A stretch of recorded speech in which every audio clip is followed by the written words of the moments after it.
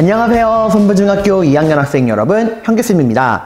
이번 시간은 50강, 바로 사림세력의 성장 두 번째 시간입니다. 이게 지난 시간에 이어서 하는 거라 학습지는 똑같이 56번 학습지고요. 교과서는 156에서 161페이지에 해당하는 부분입니다. 자, 여러분, 우리 지난 시간에 어떤 내용 배웠는가 간단히 한번 떠올려 볼까요?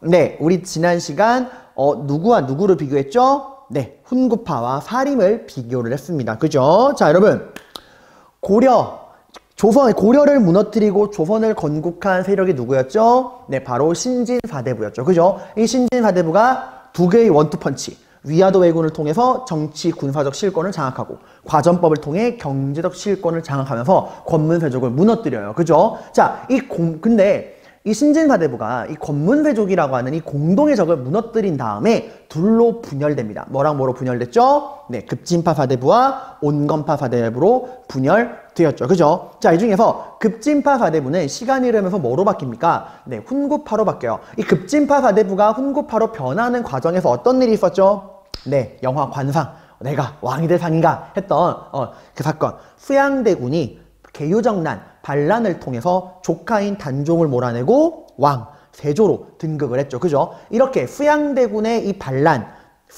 반란을 도와서 수양대군을 왕으로, 세조로 만들어주는데 협조했던 급진파 사대부가 이 세조로부터, 수양대군으로부터 막대한 토지와 권력을 이제 보답으로 얻게 되죠. 그죠? 그러면서 이 막대한 토지랑 이 권력을 부여받는 애들이 뭐로 바뀌어? 훈구파로 바뀝니다. 그죠? 자, 근데 이게 세조가 살아있을 땐 문제가 안 되지만 그 세조 다음 왕이 된 성종 때는 이 세조가 싸질러 놓은 이 훈구파들이 부담이 되는 거예요. 이제 훈구파가 막대한 토지랑 권력을 독점하고서 이제 왕권을 약화시키니까. 근데 성종 혼자 힘으로는 이 훈구파를 이길 수가 없어? 없단 말이야. 그래서 성종은 이 훈구파를 견제하기 위해 누구를 끌어들이죠? 네, 이 조선 건국 당시에 패배하고 지방에 내려간 온건파 사대부. 이 지방에 내려간 온건파 사대부들은 여러분들 학문을 연구하고 제자를 양성했죠. 그죠? 이 온건파 사대부의 후손, 제자들, 얘들 우리가 뭐라 불러? 사림파라 불러. 이 지방에 있는 사림들을 중앙으로 등용을 합니다. 그죠? 자, 다시 한번.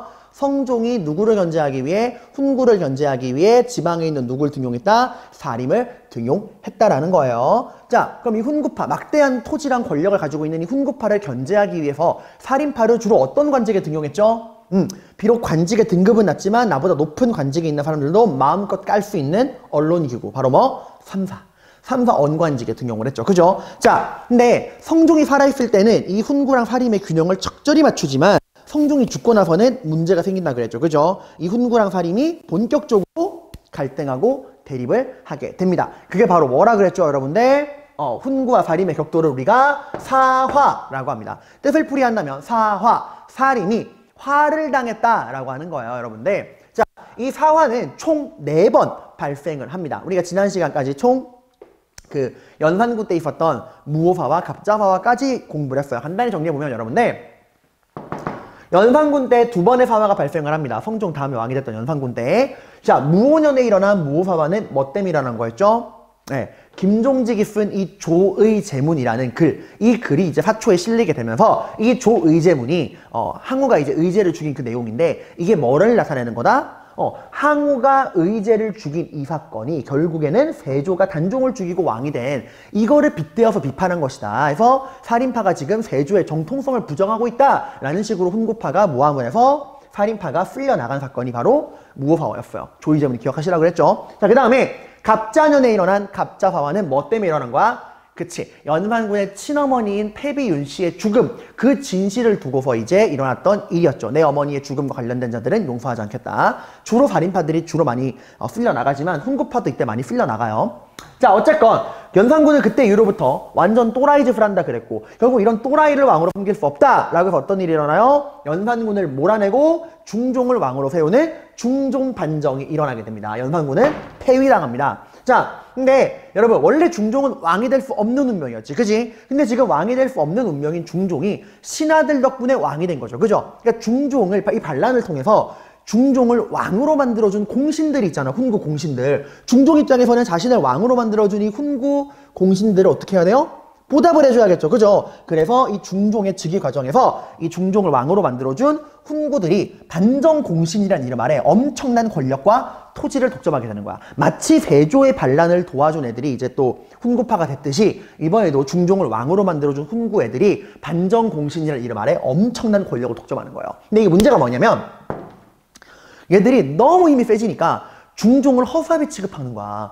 중종! 내가 당신을 왕으로 만들어준 거 기억 못해요? 이런 식으로 왕을 너무 무시하니까 중종에 대해서는 기분이 좋지 않죠. 그죠? 그러니까 중종은 당연히 누굴 견제해야 돼? 그래, 자기를 왕으로 만들어준 건 고맙지만 이 훈구, 반정 공신들을 견제해야만 왕다운 왕이 될 수 있는 거잖아. 그지? 근데 지금 중종의 혼자 힘으로는 이 반정 공신 훈구들을 견제할 수 있어? 없어? 없단 말이야. 그럼 어떻게 해야 돼요? 그죠? 이번에 똑같아. 마치 성종이 훈구를 견제하기 위해 지방의 사림을 끌고 왔듯 중종도 지금 이 훈구 반정공신들을 견제하기 위해 누굴 끌고 올까? 그렇죠. 지방에 있는 사림파를 다시 한번 중앙에 등용을 합니다. 중종이 훈구 반정공신을 견제하기 위해 사림을 등용한다는 거예요. 자, 이 과정에서 일어난 게 바로 세 번째 사화인 기묘사화예요. 기묘사화. 기묘년에 발생한 사화라 그래서 기묘사화입니다. 이게 참 신기한 게 여러분 교실에서 수업을 할 때는 분필이 이렇게 안 부러지는데 여러분이 없으니까 교실이 많이 좀 음산한가 봐요. 분필이 이렇게 부러지고. 자, 기묘년에 발생한 사화인데 이때 여러분 중종이 등용했던 대표적인 사림이 누구냐? 그 사림의 대표가 누구냐? 바로 굉장히 중요한 사람이에요. 앞으로 해도 뒤로 해도 이름이 똑같은 남자. 앞뒤가 똑같은 남자예요. 누구? 조광조입니다. 자, 이 조광조를 등용하는데 여러분 이 조광조가 어떤 남자냐? 조광조는 일단 외모가 퍼펙트해요. 여러분 그 조선왕조실록은 양반 4대부들이 쓴 거잖아. 여러분 양반 4대부들은 이 성리학적인 명분론 때문에 그 사람의 외모를 가지고 판단하면 안 된다. 그래서 외모에 대한 이야기를 적는 걸 되게 안 좋아해요. 그 역사책에 외모에 대한 얘기 잘 안 나와. 근데 그 몇 안 되는 외모에 대한 기록 중에 하나가 조광조에 대한 기록이에요. 남자가 봐도 이쁘다. 신선이 내려온 것 같다. 배곡처럼 피부가 하얗고 이목구비가 뚜렷하고 키도 크고 너무 잘생겼다. 그래서 실제로 조광조가 궁궐에 딱 입궁하면은 궁녀들이 난리가 났대. 너무 잘생겨서. 그러니까 남자 여자 모두가 홀딱 반할 정도의 미남자가 조광조였다는 거예요. 근데 이때 조광조는 일단 외모는 퍼펙트한데 성격은 어땠냐? 도덕책 그 자체야. 걸어 움직이는 도덕책이에요. 법 없이도 사는 사람. 마치 빨간불이 초록불 안 바뀌면 하루 종일 그 건널목앞에 서 있는 남자가 조광조야. 얘들아 이 조광조가 어떤 일이 있었냐면 이거 안 적어도 돼요. 이게 실제 있었던 일이야.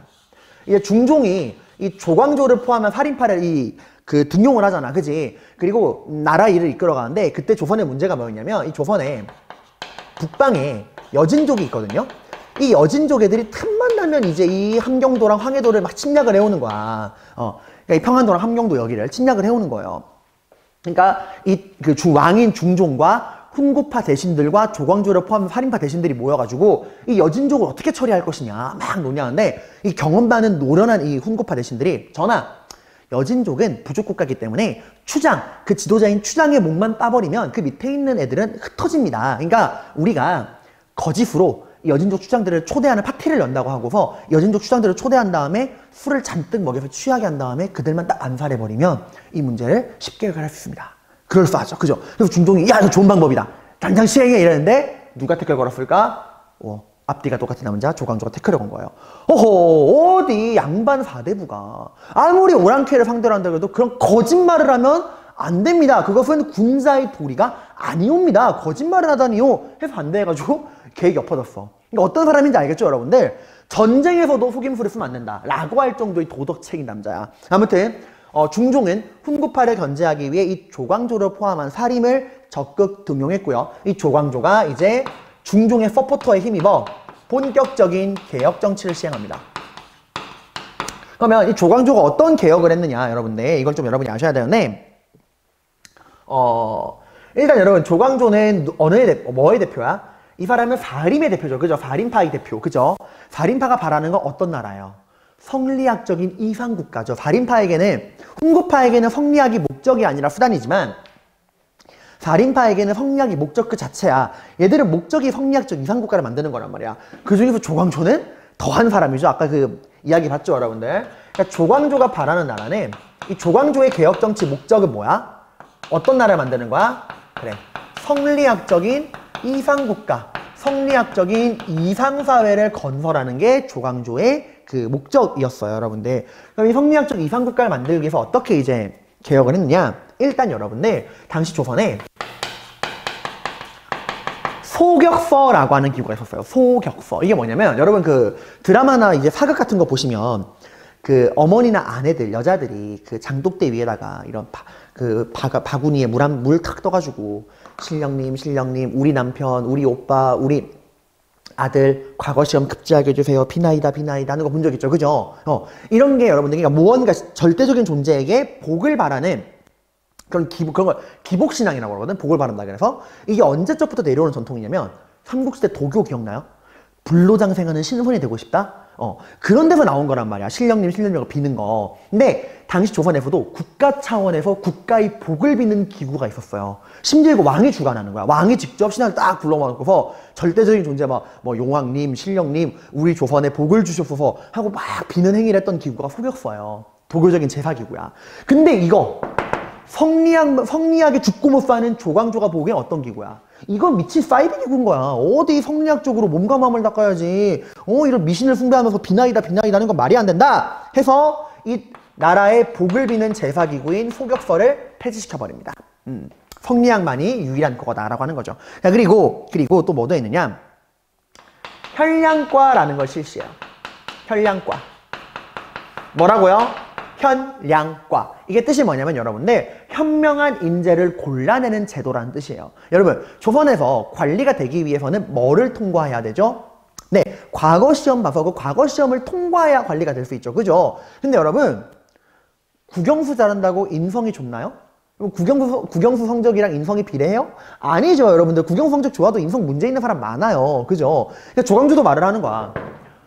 성리학적인 성리학적으로 이제 완벽한 도덕적인 인간, 군자. 그럼 성리학적인 군자를 뽑아야 되는데 관리로 단순히 과거 시험 성적이 좋다 그래서 성리학적인 군자라는 보장이 있다 없다? 없다. 인성의 문제가 많다. 그러니까 우리가 성리학적인 그런 도덕적인 인간을 관리로 뽑기 위해서는 과거 시험을 가지고는 제대로 뽑을 수 있다 없다? 없다. 그럼 어떻게 해야 되느냐?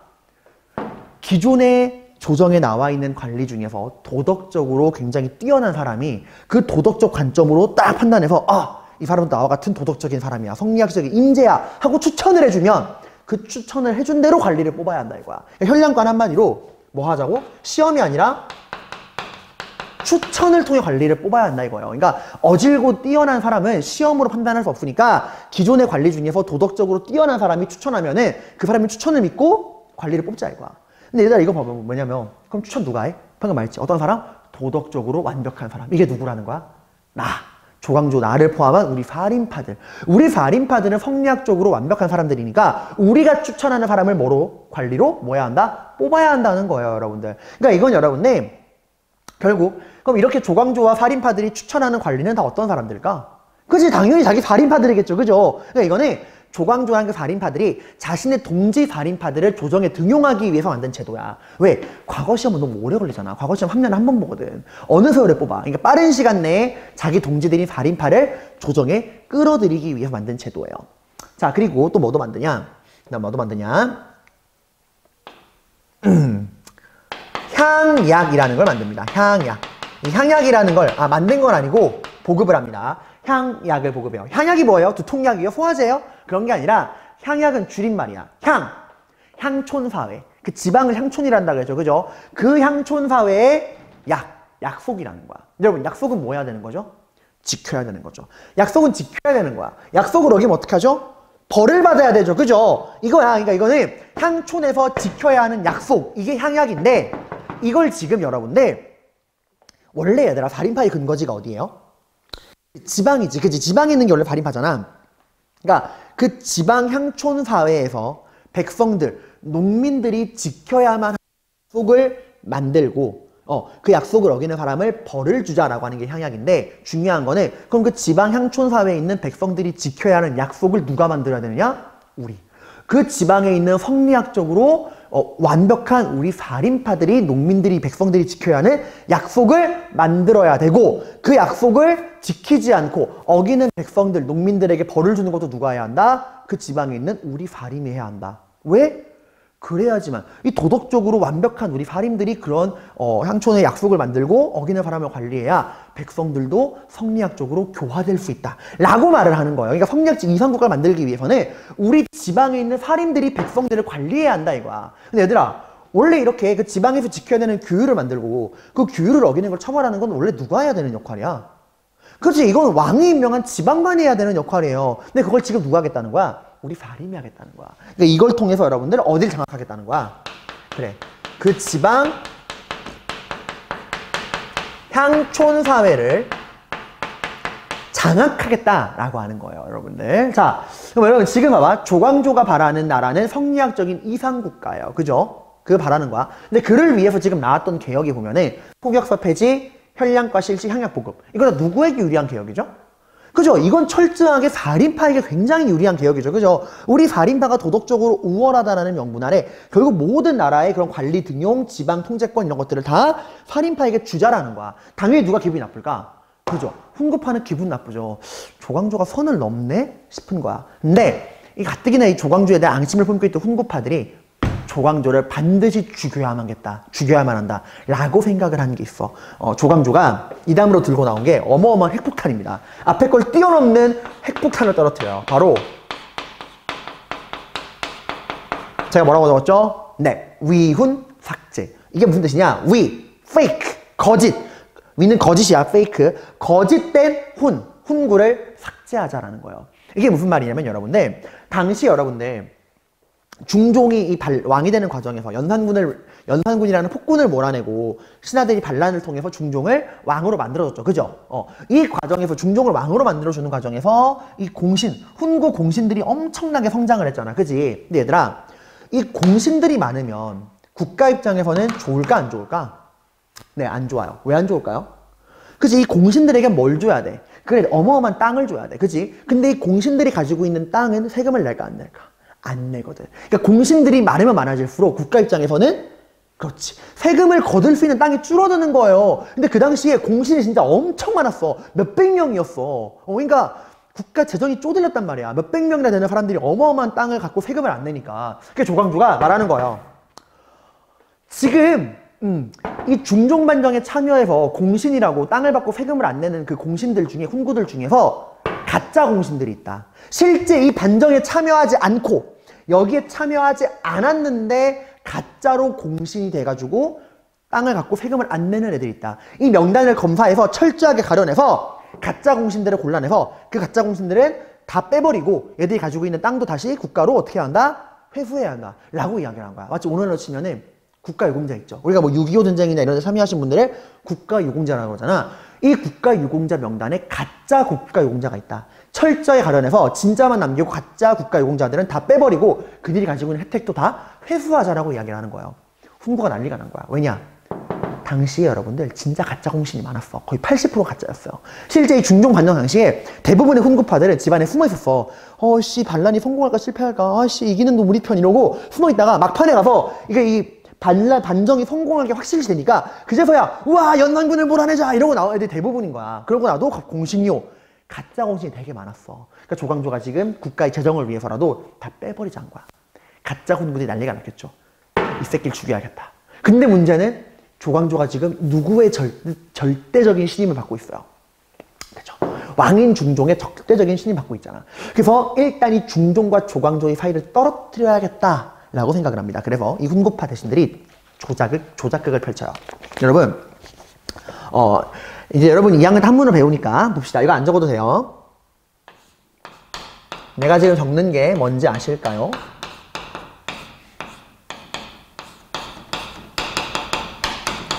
자, 이게 뭐냐면 주초 위 왕이라는 글자입니다. 자, 당시 훈구파 대신들이 왕궁 뒤뜰에 그 나뭇잎이 막 있을 거 아니야. 그치? 나무가 열리고 나뭇잎이 열려있잖아요.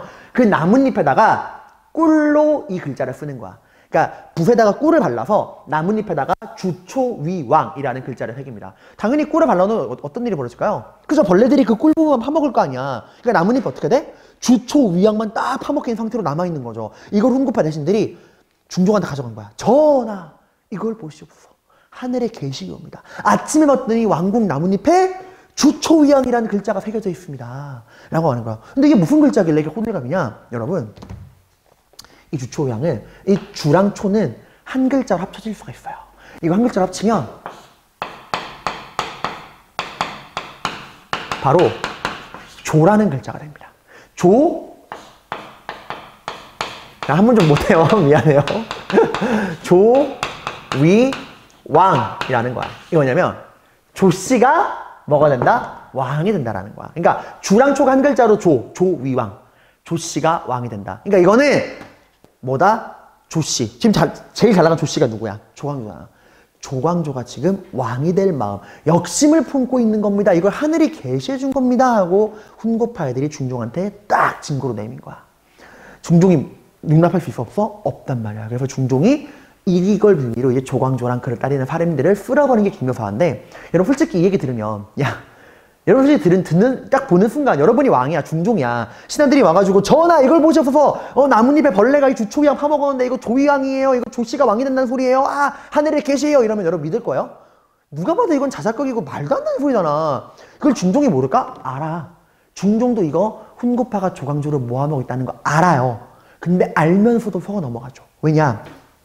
조광조, 앞뒤가 똑같은 이 남자 너무 도덕적이야. 당시 조광조가 여러분들 말을 되게 세게 했어. 특히 누구한테도? 중종한테도. 이제 이렇게 말했어요. 전하, 지금 이 나라 백성들이 왜 이렇게 힘든지 아십니까? 나라의 최고 지존이신 전하께서 성리학적으로 올바른 사람이 아니기 때문입니다. 전하는 원래 왕이 될 수 없는 운명이었다가 갑자기 왕이 된 겁니다. 그러니까 전하는 아직 왕으로서의 준비가 안 돼 있습니다. 전하부터 몸과 마음을 바로잡고 성리학적인 군자가 되어야지만 이 나라가 올바로 할 수 있습니다. 오늘부터 저랑 새벽 2시까지 공부하시죠. 이렇게 해버리는 거야. 그러니까 중종을 엄청 못 살게 군 거예요. 중종이 이게 한두 번이어야지. 자기를 대신해서 훈구파랑 싸워주는 건 좋은데 너무 중종을 피곤하게 하는 거야. 맨날 새벽 2시까지 공부하지 마. 전하 몸가짐을 바로 하셔야 됩니다. 기지개 펴지 마시고요. 허리 세우시고요. 맨날 이렇게 말하니까 중종도 빡친 거야. 그래서 훈구파가 이런 얘기를 했을 때 알면서도 이런 참담한 일이 있나. 조광조와 그 일당들을 다 죽여라. 해가지고 조광조랑 그 일당들이 죽은 게 바로 김효사와요. 그러니까 김효사는 결국 뭐 때문에 일어난 거야? 조광조의 이런 개혁 정치, 여기에 대한 반발. 누가 반발한 거야?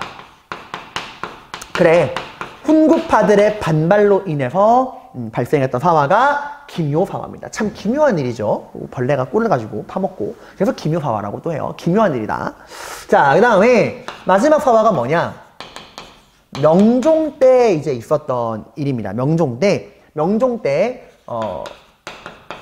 을사년에 있었던 사화. 을사사화요. 을사사화. 자, 이건 여러분 어떻게 된 거냐면, 여러분 잠깐만, 여기 봐봐. 이거 안 적어도 돼. 여러분 혹시 예전에 이영애 씨가 나온 드라마 대장금 아십니까? 거기 보시면 이제 그 이모 씨가 맡은 왕이 나와가지고 맨날 하는 게 뭐야? 장금이가 음식만 만들어 오면은, 만나고 하고 먹기만 하는 그 왕 있잖아요. 걔가 바로 중종이야, 얘들아. 근데 중종이, 아내가 2명 있었어요. 첫 번째 아내가 이제 단경왕후 신씨, 그리고 두 번째 아내가 문정왕후 윤씨. 2명의 아내가 있었는데 이 첫 번째 부인인 신씨와의 사이에서 낳은 아들이 바로 첫째 아들 인종이에요. 두 번째 아들이 이제 이 윤씨와 사이에서 낳은 명종입니다. 자, 누가 왕이 돼야 되죠? 그죠? 당연히 첫 번째 부인 사이에서 낳은 아들이 왕이 돼야 되잖아, 그지? 근데 중종이 이걸 되게 우유부단하게 좀 확실하게, 야, 다음 왕은 인종이야. 내 첫 번째 아내, 첫 번째 아들이잖아. 라고 좀 명확하게 말을 해줘야 되는데, 중종이 성격이 되게 우유부단해가지고 좀 말을 똑바로 안 해. 내 다음 왕은 인종이다라고 명확하게 말을 잘 안 해요, 얘가. 그러니까 당연히 어떤 일이 벌어져? 신하들의 의견이 나뉘는 거야. 그러니까 인종을 따르는 무리와 명종을 따르는 무리로 신하들이 나뉘는 거야. 특히 얘네의 친척들. 당시 인종이 왕이 돼야 한다라고 했던 게 인종의 외삼촌이었던 윤임이라는 사람이에요. 그리고 명종이 왕이 돼야 한다 했던 게 바로 누구냐? 명종의 외삼촌 윤원형이에요. 윤원형. 자, 둘 다 성씨가 뭐야? 윤씨야. 그치? 그래서 인종을 지지하는 윤임을 뭐라 부르냐? 큰 윤씨파라 그래서 대윤파라 불렀고요. 이 명종을 지지하는 윤원형 일당을 뭐라 그랬냐? 작은 윤씨라 그래서 소윤파라 불렀어. 그래가지고 얘네가 막 싸우는데 중종이 이제 하늘나라로 떠납니다. 중종이 깨꼬닥 죽어요. 자, 근데 중종이 죽을 때 말을 제대로 안 하고 죽어서 그래서 결국 법도상으로 누가 왕이 돼야 돼? 그래, 첫 번째 아내의 아들인 인종이 왕이 돼야 돼. 그래서 인종이 왕이 돼요. 그래서 유님을 포함한 대운 일당들이 기세등등한 거죠. 야, 소윤 새끼들아, 우리 조카가 왕 됐거든? 새끼들 까불었지? 이러고 있는데 인종이 왕이 되고 3개월 만에 죽어버려요. 하고 죽어, 3개월 만에. 아들도 못 낳고 죽었어, 3개월 만에. 아들도 없는 거야. 그럼 그 다음 왕 누가 돼야 돼? 그래서 동생이 명종이 왕이 돼야죠. 그 명종이 왕이 된 거야. 그러니까 이제 누가 나서는 거야? 이 윤월룡과 소윤 일당들이, 야, 대윤, 윤님, 너 방금 뭐라 그랬어? 뭐? 쉬 이러고 확 나서는 거야. 그래서 이 소윤파 일당들이 이 유님을 포함한 대윤 일당들을 쓸어버리는 게 을사사화예요. 근데 여러분 이렇게 생각할 수 있죠. 쌤, 근데 이거는 살인이랑 관련 없는 거 아니에요? 이건 그냥 왕의 친척들이 싸운 거잖아요. 맞아요. 이 을사사화는 왕의 외가 쪽 친척, 엄마 쪽 친척을 뭐라 그러냐면 외척이라 그래. 외갓집, 왕의 외갓집을 외척이라 그러는데 이건 결국 외척들 간의 권력 다툼이야. 왕위 계승 분쟁이란 말이야. 그러니까 이거는 인종을 왕으로 세워야 한다라 그랬던 이 유님을 대표로 한 대윤파와 명종을 왕으로 세워야 한다 그랬던 윤원영을 대표로 한 소윤파, 얘네가 이제 싸운 거잖아. 근데 살인은 뭔 관련이 있냐? 고래 싸움은 새우 등 터진다고. 이 유님과 윤원영을 중심으로 대윤파, 소윤파 나눠질 때 살인파들도 나눠져가지고 막 갖다 붙였어. 막 줄 섰단 말이야. 근데 이제 빵 붙어가지고 이 고래 싸움 새우 등 터지듯이 살인파들도 으악 하고 쓸려나갔어 이때. 그랬던 겁니다. 자, 여러분 우리가 지금 그래서 총 4번의 사화를 봤죠. 그죠? 여러분 4번의 사화를 봤습니다. 연반군 때 김종직의 조의제문으로 발생한 무호사화, 그리고 연산군의 친엄마 패비온 씨의 죽음 문제로 발생했던 갑자사화, 그리고 중종반정 터지고 중종 때 이 조광조의 개혁 정치에 대한 반발로 일어났던 김효사화, 그리고 명종 때 외척들 간의 왕위 계승 분쟁, 권력 다툼으로 일어났던 을사사화. 총 4번의 사화. 다 누가 졌어요? 누가 깨졌죠? 네, 살인파가 일방적으로 깨어지고 박살났습니다. 그죠? 자, 그럼 당연히 결과적으로 최종 승자 누가 됐을 것 같아? 그치, 살인을 4번이나 꺾은 훈구가 승자가 됐을 것 같죠? 아닙니다. 최종 승자는 훈구가 아니라 살인이었어요. 아니 쌤, 지금 4번이나 살인이 박살났는데 살인이 최종 승자가 됐다고요? 어떻게 그게 가능해요? 어떻게 그게 가능했는지 지금부터 살인이 이렇게 4번이나 깨지고 나서도 끝끝내 훈구를 무너뜨리고 승자가 될 수 있던 살인의 승리 비결을 살펴보러 가겠습니다. 자, 여러분, 살인이 이렇게 4번이나 깨어지고 나서도 끝끝내 훈구를 상대로 이길 수 있던 비결은 뭐냐면, 보겠습니다. 지금 살인의 승리 비결. 일단 결론부터 적고 시작한다면 여기 적으세요. 유향소, 그리고 서원, 향약, 이 3가지입니다. 살인의 승리 비결, 뭐랑 뭐뭐뭐, 유향소, 서원, 향약이에요. 각각 어떤 역할을 했는가 보도록 하겠습니다. 거기 아래 유향소라고 돼 있는데, 프린트엔 여러분들 유향소라고 돼 있어요. 오타예요. 유향소입니다. 유향소. 자, 유향소가 어떤 기구냐면 여러분들, 이 유향소 이미 지방제도 할 때 공부했어요. 이게 어떤 기구죠? 네, 이거는 향촌 양반들의 자치기구입니다. 자치기구, 여러분들. 향촌 자치를 위한 기구예요. 자, 여러분, 이 유향소가 어떤 쓸모가 있냐? 여러분, 우리 고려랑 조선의 지방제도를 비교해 볼게요. 고려는 여러분들 모든 군현의 지방관이 파견되었나요? 아니죠. 그죠? 고려는 모든 군현의 지방관이 파견되지 않았어. 고려는 지방관이 파견된 주군 주현보다 지방관이 파견되지 않은, 이거 뭐라 그러죠? 네, 속군 속현. 지방관이 파견되지 않은 속군 속현의 숫자가 어땠죠? 네, 더 많았어. 그러니까 지방관이 파견된 주군 주현보다 지방관이 파견되지 않았던 속군 속현이 훨씬 많았던 게 고려야. 그럼 이 고려에 지방관이 파견 안 된 속군 속현은 실질적으로 누가 다스렸죠? 네, 향리들이 다스렸어요. 그죠? 그래서 향리의 힘이 막강했잖아. 근데 조선시대 오면서 큰 변화가 생기죠. 이제 모든 군현에 누가 파견돼? 지방관이 파견돼. 이제 지방관이 파견되지 않은 속군 속현은 존재하지가 않는 거야. 조선은 모든 군현에 지방관이 파견돼요. 그러니까 누구의 힘이 확 약해질까? 그치? 이제 다 지방관이 알아서 하니까 향리의 힘이 확 약해지는 거야. 근데 조선시대 지방관은 어마어마한 힘을 가지고 있어요. 행정, 사법, 군사, 그 지방의 모든 걸 담당한단 말이야. 그러니까 이 수령의 힘이 너무 강하면 문제가 생길 수 있잖아. 절대 권력이니까. 그래서 이 수령들을 견제하기 위해서 어떤 제도를 만들었죠? 자기 고향에는 발령받지 못하는 상피제, 그리고 한 지역의 일정에서 못 모르는 임기제를 만들었죠. 그럼 이런 뭐가 문제야? 비록 그 수령의 그 부정부패는 막을 수 있겠지만 수령이 그 지방을 다스릴 거면 그 지방에 대해 알아야 되는데 아는 게 없잖아. 그치? 이 지방에 사람이 몇 명을 사는지, 이 지방의 특산물이 뭔지, 이 지방에서 어디가 농사가 잘 되는지 이런 거 알아야 되는데 아는 게 없단 말이야. 이게 누구한테 물어볼까? 그치? 그 지방에 터를 잡고 오래 살고 있던, 그 향촌 사회에 터를 받고 오래오래 살고 있던 양반 살인들에게 물어보는 거예요. 그래서 유향소가 그런 역할을 하는 거야. 그 향촌 사회에 있는 양반들이 만든 자치기구로서 얘들은 그 지방에 부임한, 그 지방에 대해 아무것도 모르는 수령에게, 수령이 뭘 물어볼 때마다 답을 해주는 거야. 아, 수령 나으리, 저희 뭐 여기는 사람이 몇 명을 살고 있습니다. 이 마을의 인구는 총 몇 명입니다. 뭐 이 마을의 1년 생산량은 얼마입니다. 이런 식으로 수령의 그런 게 물음에 자문을 해주고요. 그리고 수령이 무언가 잘못하거나 세금을 삥 뜯거나 할 때 견제를 하는 거야. 양반들이니까 가능한 거예요, 여러분들. 그리고 그 향리들, 그 당시에 여러분 조선시대 넘어오면서 향리의 힘이 굉장히 약해졌다고 했죠. 그러니까 고려 때만 해도 그 지방을 실질적인 다스리는 지배자가 향리였다면 조선시대 오면은 수령의 손과 발, 그냥 수령의 심부름꾼이란 말이야. 근데 그 향리들이 무언가 부정과 부패를 저지를 수도 있는 거잖아. 수령이 야 세금 100만 원 걷어와 해서 향리가 네 알겠습니다 이러고 가가지고는 세금 200만 원이야 이렇게 할 수 있는 거잖아. 그 향리들을 또 감시하는 역할을 했어요. 향리 감찰. 그리고 여기서 또 여러분들 백성들을 교화하는 역할도 얘네가 합니다. 많은 역할을 하는 거예요. 그리고 그 지방 양반들의 여론을 형성하는 역할도 하게 됩니다. 자, 그러니까 봐봐. 이 유향소라는 걸 통해서 그 지방에 있는 양반 살인들이 자기들만의 자치기구를 만들어서 어느 정도 그 지방 행정에 목소리를 내고 있는 거죠. 그죠? 수령이라 그래도 이 지방 그 살인들의 의견을 무시할 수가 없는 거야. 그러니까 지방 그 살인들이 그들만의 자치기구를 통해서 지방 행정에 어느 정도 그들의 목소리를 반영시키는 통로가 바로 양반들의 자치기구, 살인들의 자치기구였던 유향소입니다. 자, 그 다음은 서원이에요. 서원. 서원은 뭐냐면 여러분들 좀 펴다 적을게. 서원은 오늘날로 따지면 학교예요. 학교. 선부서원 이렇게 해서 학교입니다. 학교에서 뭘 하죠, 여러분들? 공부하는 데죠. 그죠? 서원도 마찬가지야. 여기는 학문을 연구하고 제자를 양성하는 학교예요. 근데 이거 어떤 학교냐? 중요한 거는 국가가 만든 국립학교가 아니에요.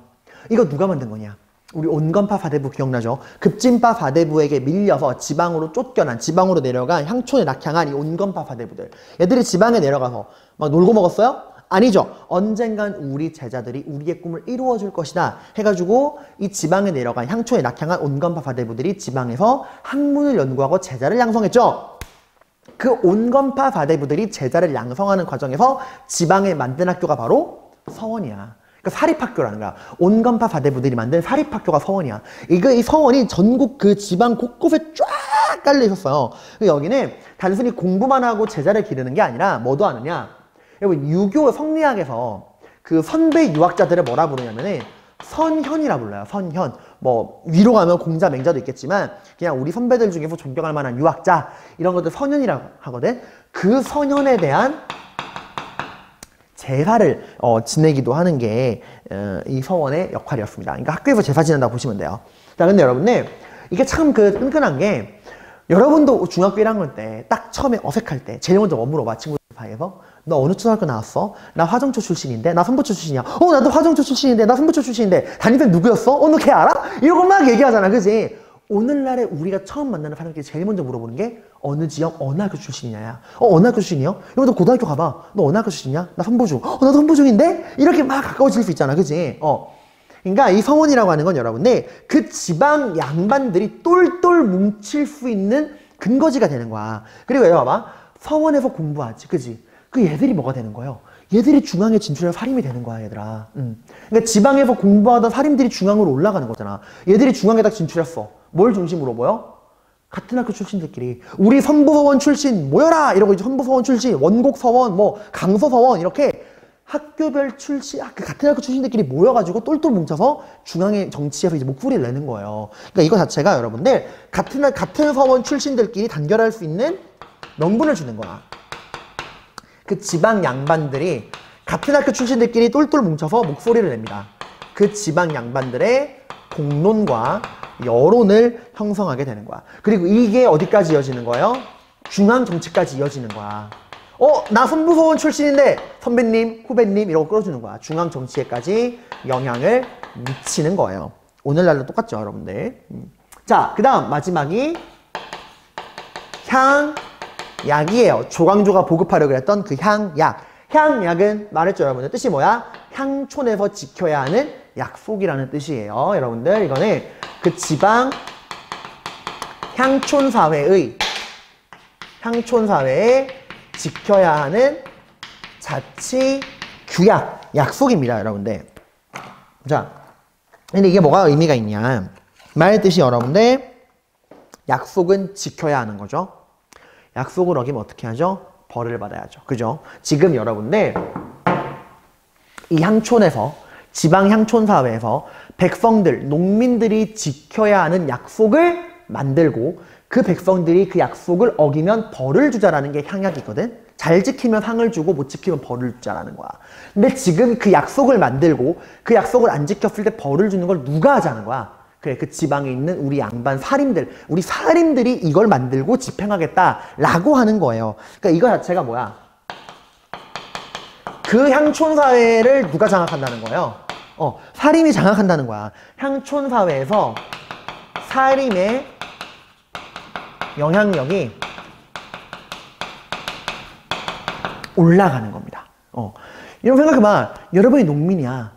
여러분이 지켜야 되는 약속을 만들고 그 약속을 어겼을 때 벌을 주는 게 양반 사림이면 여러분이 농민이면 당연히 누구 눈치를 봐요? 그죠? 그 양반 눈치를 볼 수밖에 없는 거야. 그치? 왜? 저 사람들이 나의 그 상벌권을 가지고 있으니까. 여러분들. 그래서 결국 이건 여러분들 누구를 중심으로 신분질서가 재편되는 거야. 그지? 이제부터 백성과 농민들이 지방에서 철저하게 누구 눈치를 보고 누구의 말에 복종할까? 양반 사림들의 말에 복종하게 되는 거예요. 이거는 이 양반 중심의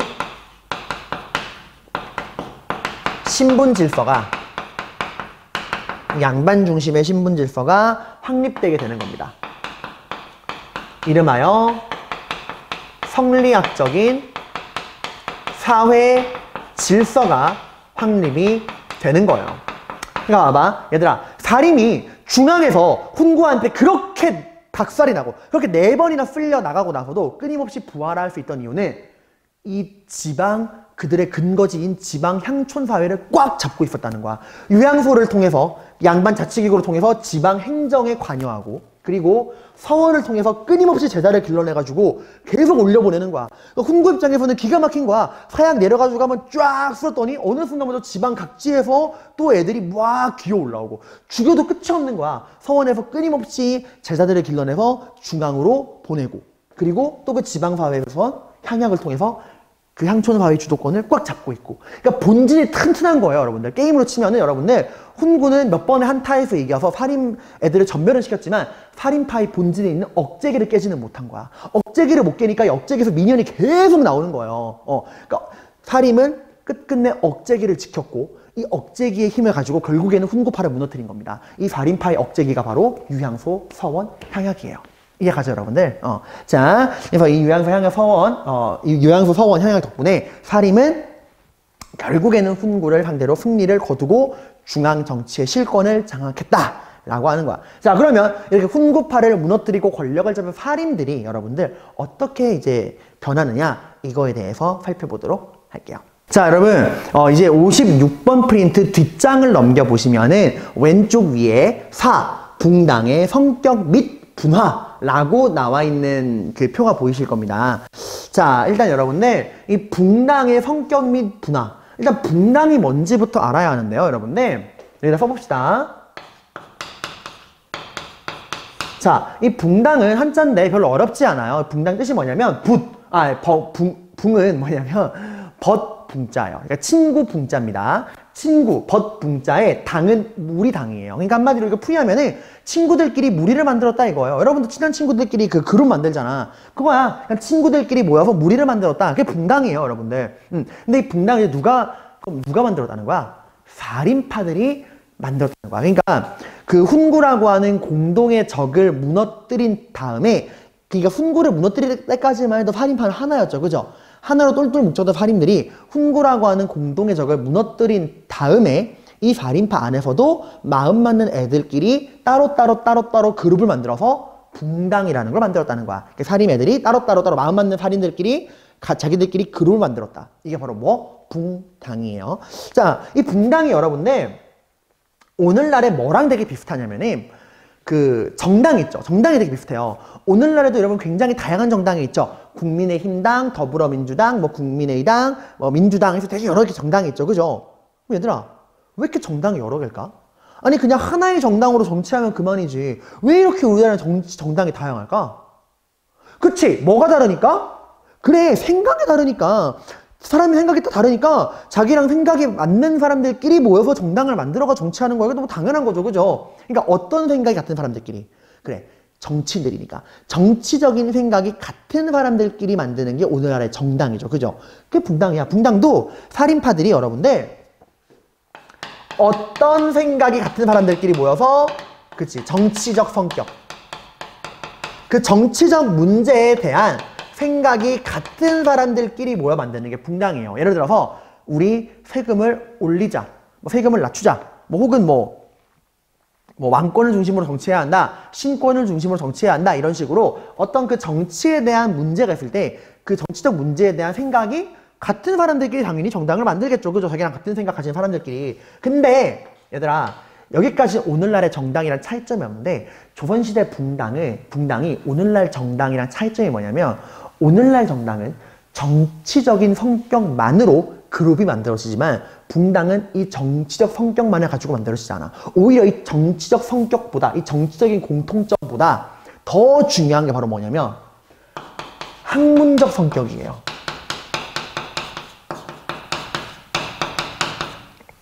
이게 무슨 말이냐? 여러분들. 여러분, 원래 살인파는 뭐 하던 애들이었죠? 얘들은 원래부터 정치하던 애들이 아니야. 얘들 원래 어디 있던 애들이야. 그치? 지방향촌사회에서 뭐 하던 애들이었죠? 그죠? 공부하던 애들이었어. 얘들 온건평손이란 말이야. 지방향촌사회에서 그 스승님들이 만든 서원에서 공부하던 학생들이란 말이야. 근데 얘네가 이제 중앙정치로 등용이 돼가지고 정치를 하게 된 거란 말이에요. 그죠? 그러니까 얘들이 중앙정치에 가서도 뭘 중심으로 모여? 어느 서원 출신이에요? 선생님이 누구였어요? 라고 하는 그 학문적 성격을 중심으로 뭉치는 거야. 왜? 얘들은 원래 근본이 뭐니까? 학생들이었으니까. 그러니까 이런 거야. 다 자기가 이제 그 어떤 선생님에 대해서 어떤 내용을 배웠는가? 그 학문적 성격을 중심으로 모이는 거예요. 근데 이게 왜 중요하냐면 여러분들, 봐봐. 선생님이 다르다는 거는 보고 배운 것도 다르다는 거예요. 여러분, 아빠는 저랑 배우지만 뒷바는 주랑쌤이랑 배우죠. 그죠? 그러니까 선생님이 다르면 보고 배우는 것도 달라요. 그죠? 당연히 다를 수밖에 없어. 그러니까 선생님이 다르다는 거는 보고 배운 게 다르다는 거야. 보고 배운 게 다르다는 건 여러분들 어떤 문제가 있을 때 그 문제를 인식하는 태도도 다르다는 거예요. 문제를 인식하는 태도가 다르다는 거는 그 문제에 대한 원인과 해결책도 다르다는 거야. 이래 가요, 여러분들. 그러니까 이거는 내가 어떤 선생님 밑에서 어떤 내용을 배웠는가에 따라서 정치적인 문제를 어떻게 바라보느냐도 다른 거야, 얘들아.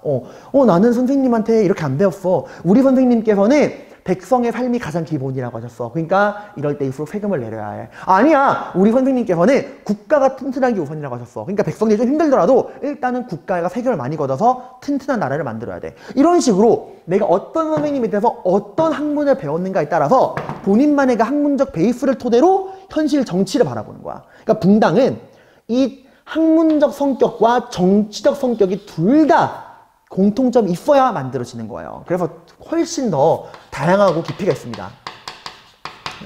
정치적 성격과 학문적 성격이 모두 반영되는 게 붕당이다 라고 하는 거예요. 그러면 봐봐, 다양한 어떤 문제가 딱 생겼어. 그 문제에 대해서 A당, B당, C당, D당 이렇게 다양한 정당들이 본인들의 그 학문적 관점을 가지고 해결책을 내겠죠. 그죠? 이 문제에 대한 우리 정당 해결책은 이것이다, 이것이다, 이것이다, 이것이다 하고 다양한 정당들이 자기들만의 해결책을 낼 거 아니야. 그럼 그 중에서 국가 정책으로 채택되는 해결책은 어떤 정당 해결책일까?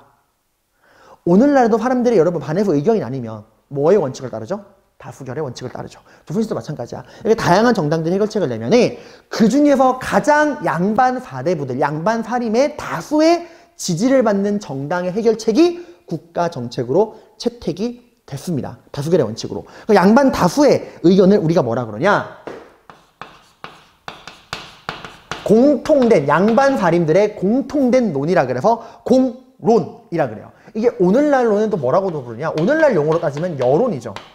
국민들의 의견은 여론이라 그러잖아. 근데 이렇게 여러분 하면은 여러분들이 좀 오해하는 게, 우와 쌤 조선시대 정말 멋진 나라네요. 그 시대부터 국민들의 의견, 백성들의 다수의 의견을 반영했나요? 아니에요 여러분들. 오늘날의 여론은 나라의 주인인 국민들의 의견을 말하는 거지만 조선시대에는 백성들이 나라의 주인이 아니죠. 나라의 주인 누구야? 양반 사대부란 말이야. 그러니까 이 공론이라고 하는 거는 백성들의 의견이 아니라 누구의 의견을 말하는 거야? 그래.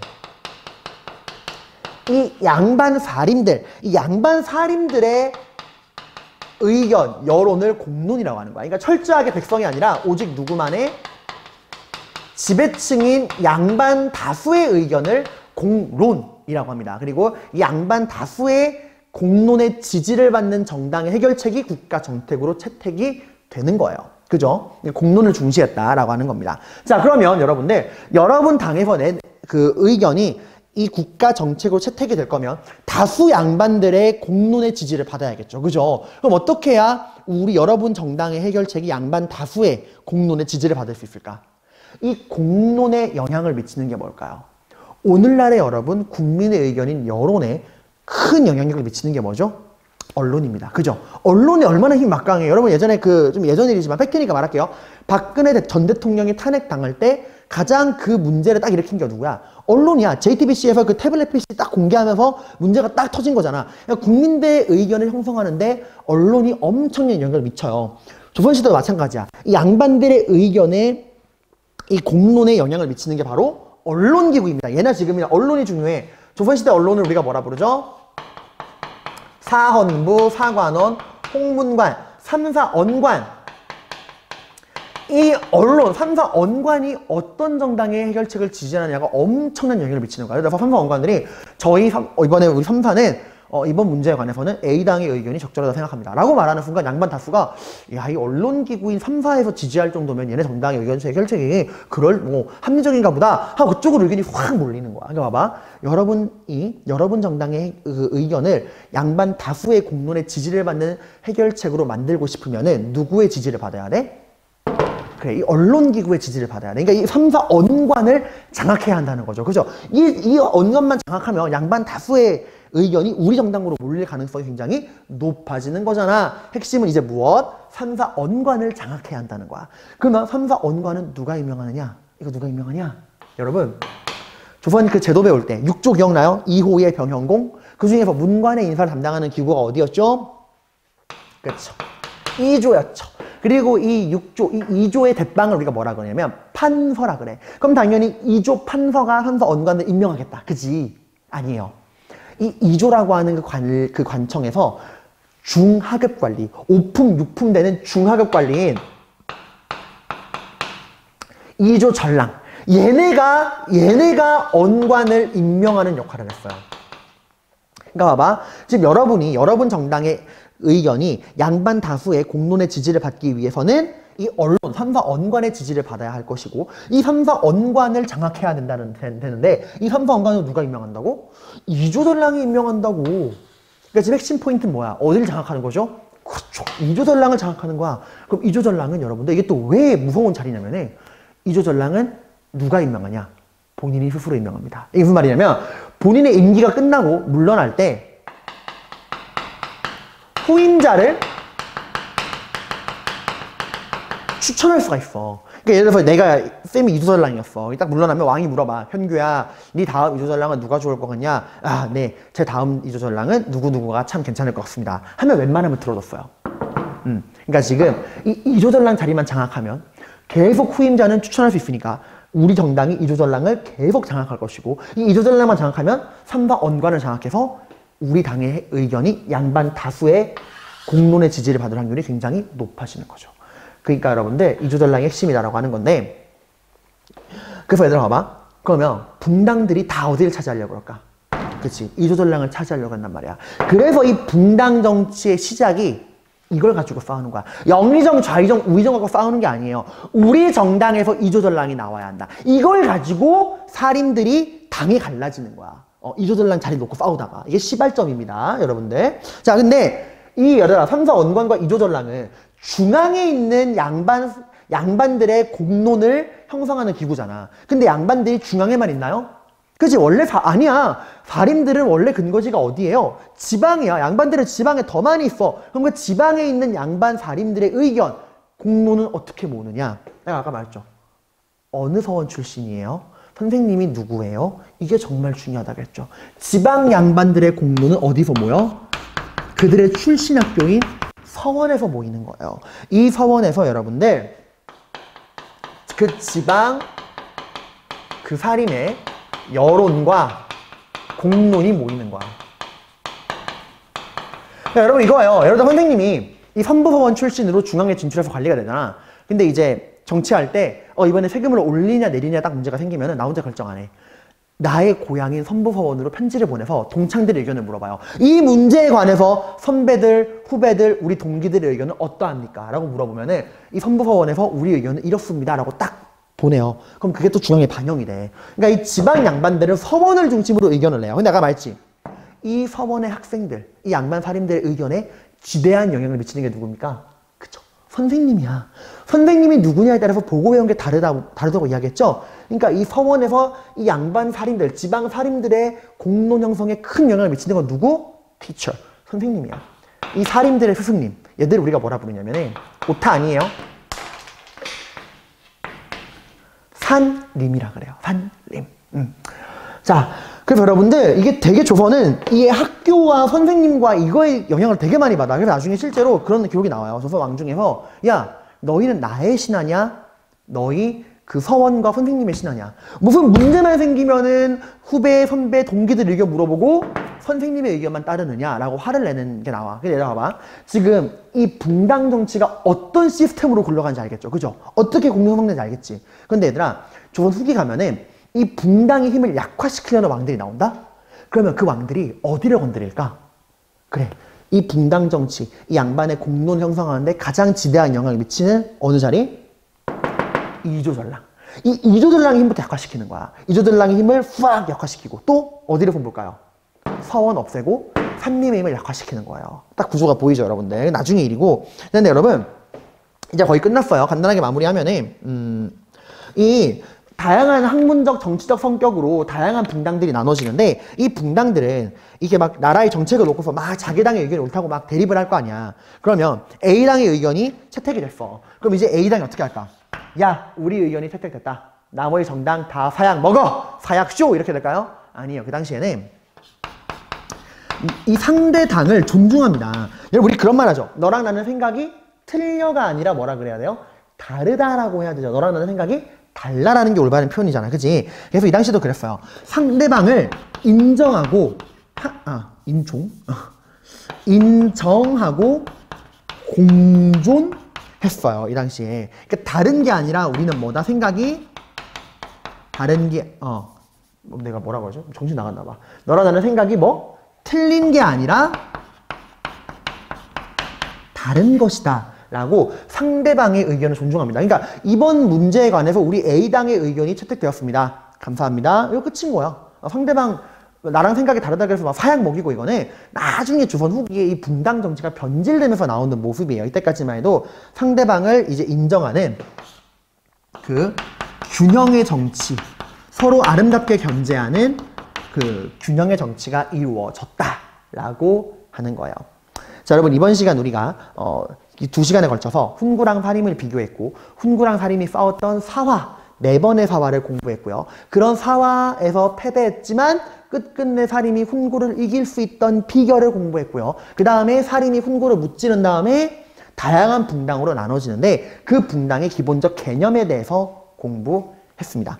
자, 여러분 그 프린트 뭐 아래 옆에 이런 데 보시면은 뭐 조광조의 개혁정책, 향약을 통한 향촌 지배, 이조전랑을 둘러싼 사림의 대립, 뭐 붕당 출현의 회의, 다양한 탐구 자료가 나오죠. 꼭 한번 읽어보시고 그 다음 프린트 보시면 또 56번 프린트야. 이거는 여기가 워낙 보충 자료가 많다 보니까 제가 별도의 보충 자료를 또 만든 거야. 이 뒤에 나오는 56번 프린트는 이 본문 개념을 보충하는 또 다른 보충 자료 제가 다 모아놓은 거니까 그것도 읽어보시고요. 57번의 문제풀이도 풀어보시고 우리 다음 시간에는 58번 프린트로 넘어가서 임진왜란에 대해서 공부해보도록 하겠습니다. 고생 많으셨습니다.